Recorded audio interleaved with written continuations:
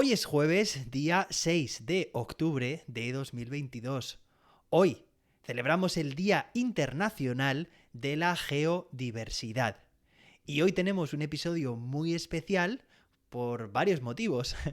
En primer lugar, porque vamos a seguir con más estructuras cooperativas. Ya sabéis que antes de ayer estuvimos con la estructura 1-2-4, ayer con el folio giratorio y hoy vamos con una nueva, que además me hace mucha ilusión contarte, porque resuelve algunas deficiencias o dificultades que podemos encontrar con las anteriores.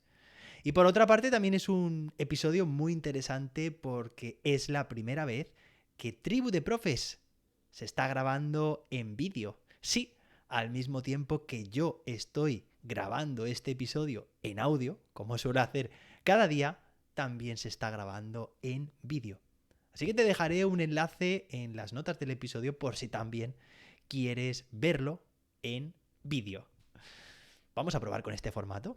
De eso se trata la educación también, ¿no? De probar cosas nuevas y ver cómo funcionan. Y en todo momento estaré haciendo una evaluación.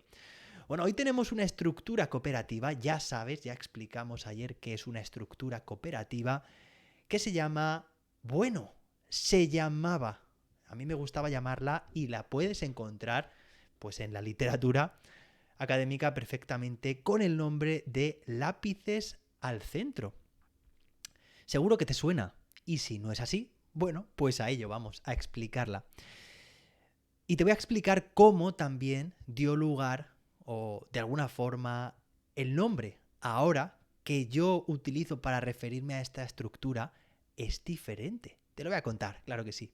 Bueno, lápices al centro, que era como anteriormente yo llamaba a esta estructura, como te estoy comentando, básicamente es una dinámica cooperativa en la cual, bueno, pues hay dos fases. La primera fase consiste en que tú lanzas a tu alumnado una tarea, sea la que sea, ya lo hemos dicho esto en más ocasiones, puede ser de la asignatura que quieras, de la edad también, ¿no? Etapa educativa, nivel educativo que tú quieras, porque ya sabes que las estructuras se adaptan perfectamente tanto al nivel como a la asignatura, al área, al ámbito, a la materia. Y entonces está compuesta, como te digo, por dos fases, ¿vale? La primera de ellas, pues recibe el nombre de la propia estructura, lápices al centro, ¿vale? Entonces, con lápices al centro quiere decir que todos los miembros y todas las miembros, me iba a ir lo de miembras que se escuchaba con ironía muchas veces, bueno, pues todos los miembros de cada grupo dejan en medio de las mesas, ¿vale? Tú imagínate un grupo de 4 mesas y las 4 mesas coinciden en sus vértices, ¿no? En un vértice que tienen en común. Y si es el caso de esos estudiantes que están colocados de dos en dos y son los de adelante, la pareja de adelante, los que se giran para formar su grupo con la pareja que tienen detrás, bueno, pues en cualquier caso, la señal, lo importante, también lo pueden hacer ellos perfectamente, aunque no coincidan sus 4 mesas, es que los lápices estén sobre la mesa. Cuando decimos lápices es el material de escritura. Material de escritura es lápiz o puede ser polígrafo, pero también puede ser un dispositivo electrónico. En este momento no se pueden utilizar. Es decir, el material que utilizas tú para elaborar, para hacer, para registrar, completar esa tarea, no se puede utilizar. Vamos a pensarlo como más se entiende, ¿no? Con un ejemplo. Un problema matemático. Pues lanzamos a nuestro alumnado, a todo el grupo clase, que están organizados por grupos cooperativos, un problema matemático y entonces cada grupo lo que tiene que hacer es, en la primera fase, ya te estoy diciendo, no puede utilizar su herramienta, digamos, de escritura, en este caso, pues lápiz, poli, dispositivo, lo que queramos. Entonces, ¿qué se puede hacer, José David, en esta primera fase? Pues lo que se puede hacer, mejor dicho, lo que se debe hacer es hablar sobre la resolución de esa tarea. Vamos a argumentar, vamos a describir, vamos a poner en común, vamos a idear, vamos a ver qué estrategias Cuando digo en primera persona es porque yo empatizo con mi alumnado, ¿no? Cada estudiante, cada grupo cooperativo va a interactuar entre sí, ¿vale? Entre sus propios miembros, para intentar de forma oral, y esto es lo importante aquí, de forma oral, dar con la respuesta o con una posible solución a esa tarea, porque es que hay tareas que pueden tener que admiten más de una solución. Eso sería la primera fase. Y la segunda fase sería justo lo contrario. Es decir, si en la primera fase nuestro alumnado ha estado interactuando entre sí de forma oral para que todo el mundo tenga claro, todo el mundo me refiero los integrantes del grupo, cómo abordar esa tarea, en la segunda fase lo que tienen que hacer es justo lo contrario, que es estar en completo silencio, ¿vale? Por eso es hacer justo lo contrario, y resolver la tarea, ahora sí, utilizando ese instrumento que en la primera fase habíamos dejado sin utilizar. Bueno, pues ahora es cuando lo cogen, si son lápices, pues los cogen, cada uno el suyo, y resuelve la tarea de forma individual, ¿vale? Y aquí está la potencia de esta estructura, que por cierto, primera fase, no es nada silenciosa, al contrario, en cada grupo se están debatiendo, se están poniendo común, se están explicando esas formas de abordar la tarea entre todos, cooperando. No hay digamos, un orden en particular, ni digamos que es una estructura, digamos que en esta fase está desestructurada en cuanto a que cualquiera puede participar, es decir, en un grupo de 4 de forma espontánea, pues empiezan a abordar la tarea. Está claro que luego en los diferentes perfiles que habrá, pues habrá algunos que participen más, otros que participen menos, pero lo importante es que todos y cada uno de los integrantes entienda, comprenda y se asegure de que así es, de que es capaz de resolver la tarea de forma individual, porque en esa segunda fase van a tener que hacer eso, precisamente lo contrario, es decir, en completo silencio, resolver así la tarea. Si es un problema matemático, pues eso, resolver el problema matemático de forma individual. Por cierto, aquí un inciso. Problemas matemáticos, si se estructuran a la hora de resolverlos, mejor. Es decir, ya sabes, la identificación de la pregunta, que nos está preguntando ese problema, la identificación de los datos, la extracción de esos datos, y luego la elección de la estrategia, la operación u operaciones matemáticas, o cómo se va a abordar a nivel de cálculos, y finalmente que quede muy clara la solución. Bueno, cierro el paréntesis. ¿Hasta aquí bien? Bueno, pues ¿por qué decíamos al principio de este episodio? Porque faltan dos cosas importantes que decir en este episodio todavía. ¿Por qué esta estructura nos puede resolver dificultades que podemos encontrar en las dos estructuras que hemos explicado anteriormente? Y luego viene también otra cosa que no se nos puede pasar, ¿vale? Ahora pasamos también a ello. En primer lugar, porque fíjate, vamos a pensar, ahora tenemos que intentar abstraernos, vamos a pensar la estructura 1, 2, 4, que la vimos hace 2 días. ¿Cuál es el grado de participación, los agrupamientos del alumnado? 1, 2, 4 dijimos que las propias letras, o en este caso números, 1, 2, 4 quiere decir se resuelve la tarea de forma individual, luego por pareja se contrasta y finalmente en grupos de 4, ¿no?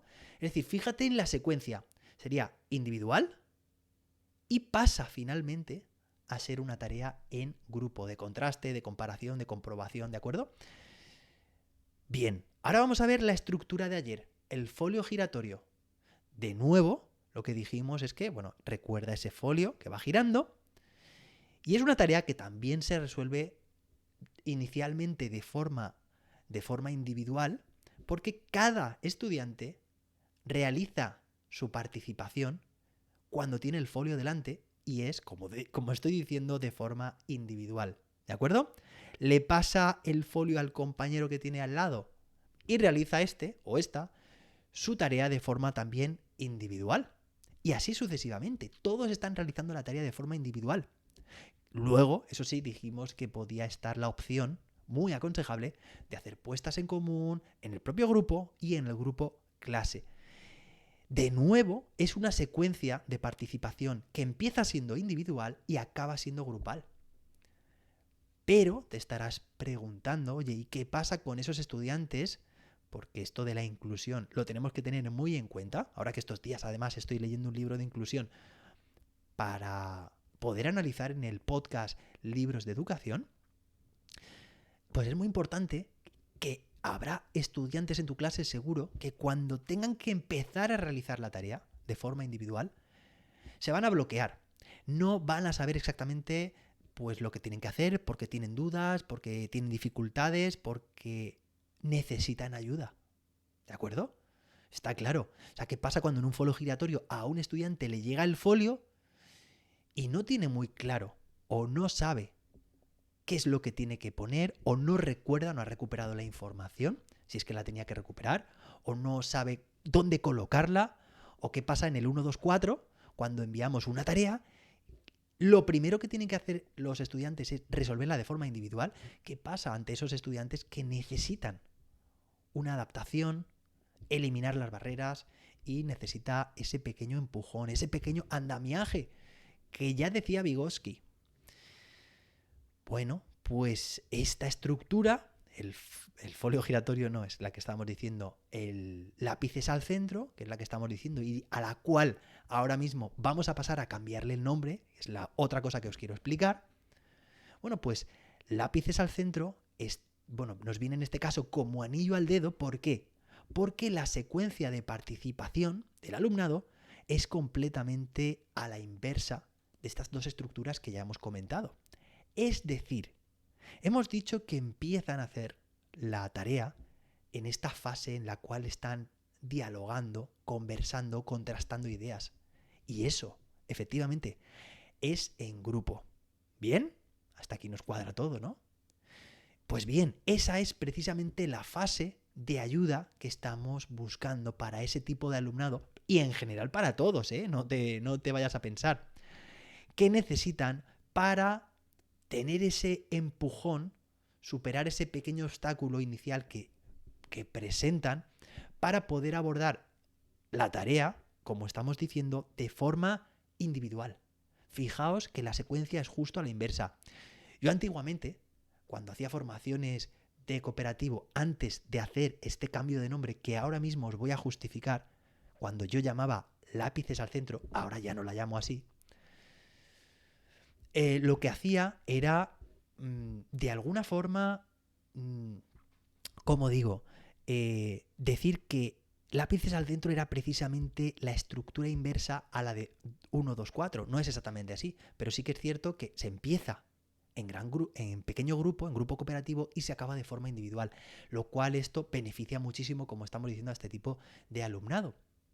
Entonces, te podrás imaginar que ya lo dijimos además hace 2 días, que no todas las estructuras cooperativas tienen el mismo patrón de participación como estamos viendo, y por tanto, luego tiene esto consecuencias muy importantes.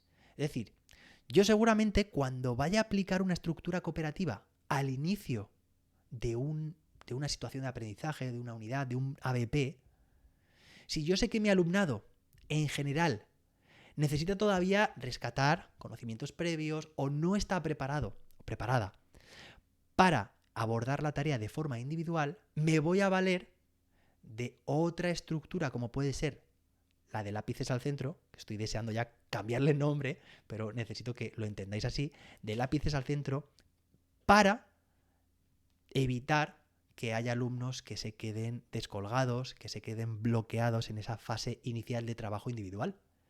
Y de esta forma van a tener, como estamos diciendo, esa fase de poder ayudarse unos a otros para luego hacerlo de forma individual, ¿vale? Le estoy dando varias vueltas a lo mismo, pero es que quiero que sepáis que cuando intentamos implementar el aprendizaje cooperativo en nuestras aulas, no todo vale, ¿vale? Por eso el primer episodio que hicimos fue un poco más largo del habitual, porque tuve que hacer varios matices, y por eso este también va a volver a ser un poco más largo de lo habitual, de nuevo por estos matices.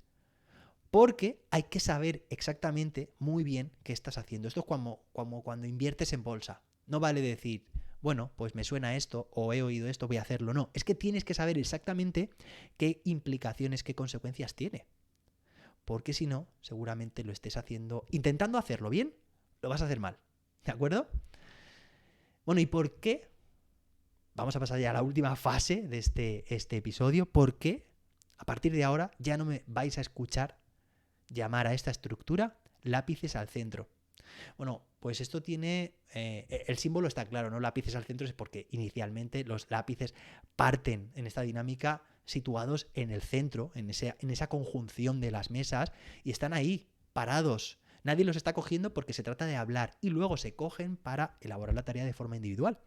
¿Y por qué no quiero llamar lápices al centro? Bueno, no solo yo, sino ya Francisco Zariquiei. Yo os recomendé un libro suyo muy bueno, que es, pues Cooperar para Aprender, y que sigo recomendando también.